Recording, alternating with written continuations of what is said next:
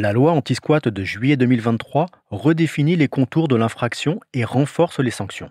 Voici quels sont les changements. Vous écoutez un podcast imaginé par Le Particulier, le média de référence pour mieux connaître vos droits au quotidien. Aujourd'hui, nous répondons à la question de José. Sa mère vient d'entrer en maison de retraite et il constate que son logement est squatté. Quelles sont les sanctions prévues contre les squatteurs ? Alors à vos droits ? Prêts ? Partez.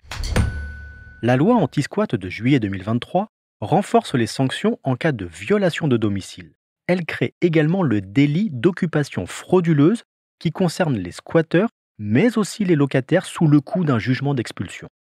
Désormais, le squat d'un domicile est plus durement sanctionné puisque les peines encourues passent de 1 à 3 ans de prison et de 15 000 à 45 000 euros d'amende. Pour le squat d'un local autre que le domicile, la loi crée le délit d'occupation frauduleuse. L'infraction est constituée lorsqu'une personne s'introduit dans une habitation, un logement vacant entre deux locations, ou après l'achèvement d'une construction par exemple, mais aussi un local commercial, agricole ou des bureaux. L'intrusion peut avoir lieu en forçant la serrure, avec une clé volée, ou encore la menace ou le chantage. Ce délit est puni de 2 ans de prison et 30 000 euros d'amende.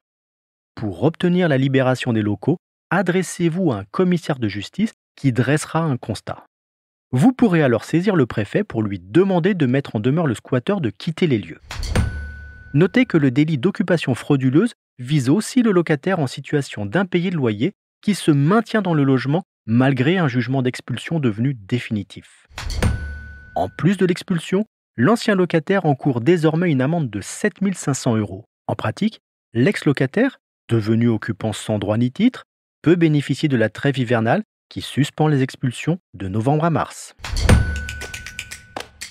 Je suis Arnaud Saugera, journaliste au Particulier. Merci d'avoir écouté cet épisode. Si ce podcast vous intéresse, vous pouvez également retrouver toute l'actualité patrimoniale sur notre site leparticulier.lefigaro.fr.